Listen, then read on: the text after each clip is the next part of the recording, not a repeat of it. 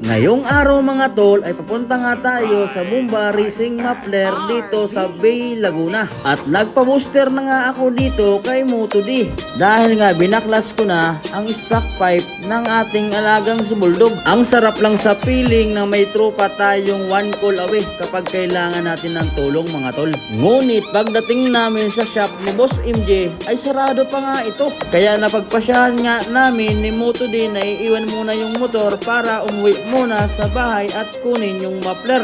At pagkatapos mga tol ay bumalik ako sa Bomba Racing Muffler para ipagawa na yung ating elbow.